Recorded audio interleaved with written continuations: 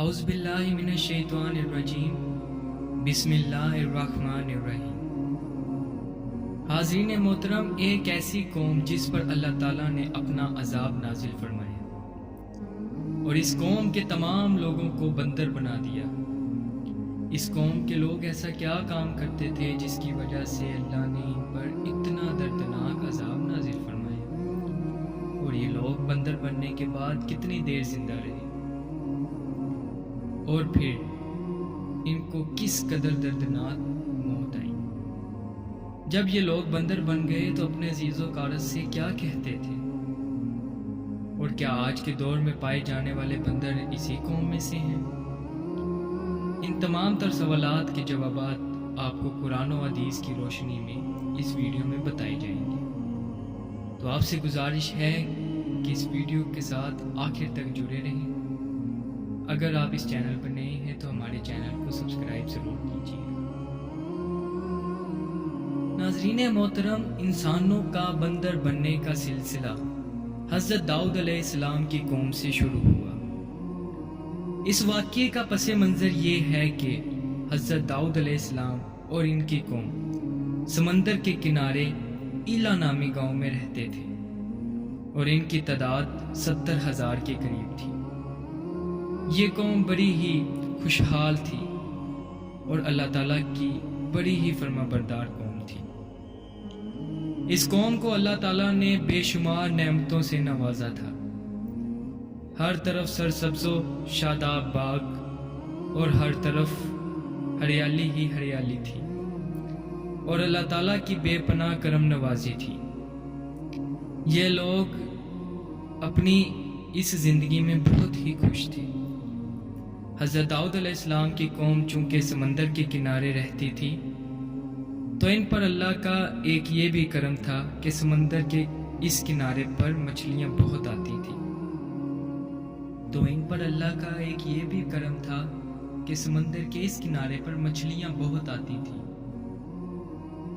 جن کا یہ لوگ کاروبار کیا کرتے تھے اور بہت ہی خوشحالی والی زندگی گزارتے تھے۔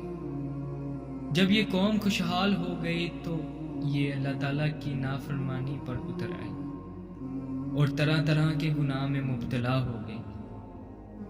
اور پھر ایک دن اللہ تعالیٰ نے اس قوم کا امتحان لینے کا ارادہ کیا،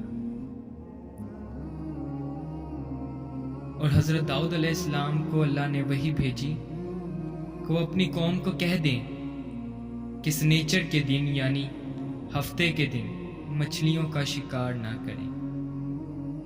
اس طرح اللہ تعالیٰ نے ہفتے والے دن حضرت داؤد علیہ السلام کی قوم پر مچھلیوں کا شکار حرام فرما دیا، اور یہاں سے اس قوم کی بربادی شروع ہو گئی۔ حضرت داؤد علیہ السلام نے اپنی قوم کو بتایا کہ اللہ تعالیٰ نے ان پر ہفتے کے دن مچھلیوں کا شکار حرام قرار فرما دیا ہے۔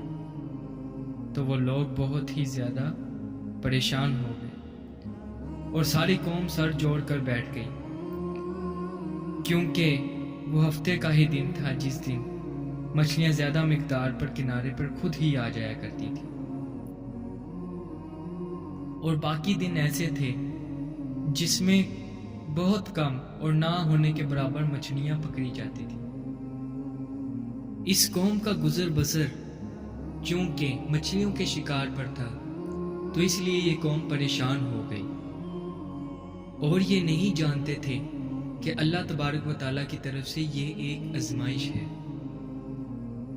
پھر ایک دن شیطان نے ان کو وسوسہ ڈالا کہ سمندر سے پائپ ڈال کر خشکی میں بڑے بڑے حوض بنا لیے جائیں، کہ جب ہفتے کو مچھلیاں آئیں تو وہ پائپ سے ہوتے ہوئے ان بڑے بڑے حوضوں کے اندر آ کر گر جائیں، اور پھر اگلے دن یعنی اتوار والے دن ان کو پکڑ لیا جائے۔ شیطان نے ان لوگوں کو ورگلایا کہ اس طرح ہم ہفتے والے دن شکار سے بھی بچ جائیں گے اور اتوار والے دن مچھلیاں بھی اکٹھی کر لیں گے، اور مچھلیاں بھی ہاتھ آ جائیں گی اور وہ بھی پکڑی جائیں گی۔ بہت سے لوگوں کو یہ ہیلا بازی تو اچھی لگی اور انہوں نے ایسا کرنا شروع کر دیا۔ سمندر سے چھوٹی چھوٹی نالیاں ڈال کر بڑے بڑے حوضوں میں ڈال دی۔ جیسے ہی ہفتے کا دن آتا وہ مچھلیاں ان نالیوں سے ہوتے ہوئے ان حوضوں کے اندر آ کر گر جاتی، اور اتوار والے دن وہ جا کر حوضوں میں سے مچھلیاں نکالتے اور یہ کہتے کہ ہم ہفتے کو شکار سے بچ گئے اور اتوار کو ہم نے یہ شکار کر کے مچھلیاں لائی ہیں۔ بہت سے لوگوں کو یہ ہیلا بازی اچھی لگی، لیکن شیطان نے ان کو ورگلا دیا تھا، کیونکہ جب مچھلیاں پائپ سے ہو کر ان حوضوں میں داخل ہوں گی تو مچھلیوں کا تو شکار ہو ہی جائے گا، اور اسی طرح ہفتے کے دن ہی ان کا شکار ہونے لگا، جس کا اللہ تعالیٰ نے ان کو سختی سے منع کیا تھا اور ان پر ہفتے کا شکار حرام فرمایا تھا۔ اس موقع پر یہودیوں کے 3 گروہ ہو گئے تھے۔ کچھ گروہ ایسے تھے جو شکاریوں کو ان ہیلا بازیوں سے منع کرتے تھے، اور کچھ لوگ اس کام کو دل سے برا مان کر باز رہے اور انہوں نے شکار نہ کیا، اور ان کو نصیحت بھی نہیں کرتے تھے، اور یہ کہتے تھے کہ تم اس قوم کو منع کر رہے ہو جس کو اللہ تبارک و تعالی عنقریب ہی تباہ و برباد کرنے والا ہے، اور ان پر اپنا دردناک عذاب نازل فرمانے والا ہے۔ اور اس قوم کے کچھ لوگ ایسے تھے جو سرکش اور نافرمان لوگ تھے، جنہوں نے اللہ تبارک و تعالیٰ کے حکم کی اعلانیہ مخالفت کی اور شیطان کے حکم پر ہفتے والے دن شکار کرنے لگے۔ یہ لوگ اللہ تبارک و تعالیٰ کے حکم کی کھلا مکھلا مخالفت کرتے اور ہفتے والے دن مچھلیوں کا شکار کر کے ان کو کھایا کرتے اور بیچا کرتے۔ پیارے دوستو، حضرت داؤد علیہ السلام کی قوم میں 1200 ایسے نافرمان تھے جو منع کرنے کے باوجود ہفتے والے دن نالیوں میں حوضوں کے اندر مچھلیاں قید کر کے شکار کیا کرتے تھے اور ان کو کھایا کرتے تھے اور بیچا کرتے تھے۔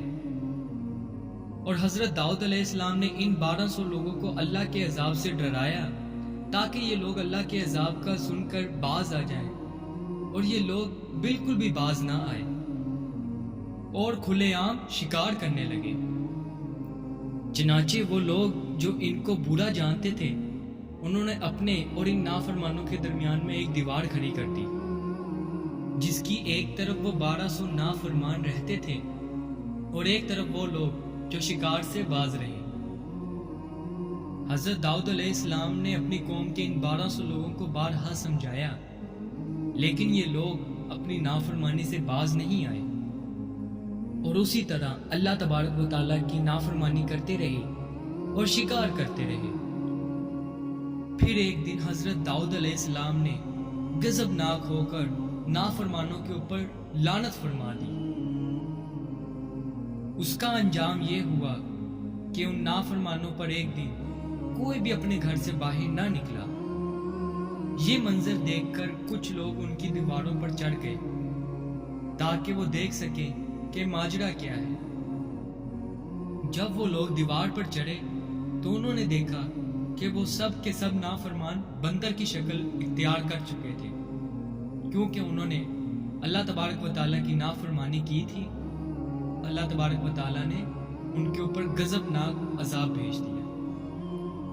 جب وہ لوگ ان مجرموں کا دروازہ کھول کر ان کے گھر میں داخل ہوئے تو وہ بندر اپنے رشتہ داروں کو پہچانتے تھے اور ان کے قریب آتے تھے، ان کی خوشبو سونگھتے تھے، مگر کچھ کہہ نہیں پاتے تھے۔ اللہ تبارک و تعالیٰ کے نافرمان ان بندر بننے والے لوگوں کی تعداد 12,000 تھی۔ ان 12,000 لوگوں نے اللہ تبارک و تعالیٰ کی نافرمانی کی اور اللہ تبارک و تعالیٰ نے ان پر ایسا عذاب نازل فرمایا کہ اللہ تبارک و تعالیٰ نے ان کو بندر بنا دیا، جیسا کہ اللہ تبارک و تعالیٰ سورہ بقرہ کے اندر فرماتے ہیں، تم ہو کہ ایک جنہوں نے ہفتے میں سرکشی کی تو ہو جاؤ بندر دھتکارے ہوئے۔ اس طرح حضرت داؤد علیہ السلام کی قوم میں سے 12,000 لوگ بندر بن گئے۔ یہ لوگ 3 دن تک زندہ رہے، یہ نہ کھا سکتے تھے اور نہ ہی کچھ پی سکتے تھے، اور یوں ہی بھوکے یہ ہلاک ہو گئے، اور 3 دن کے اندر یہ سب کے سب مارے گئے۔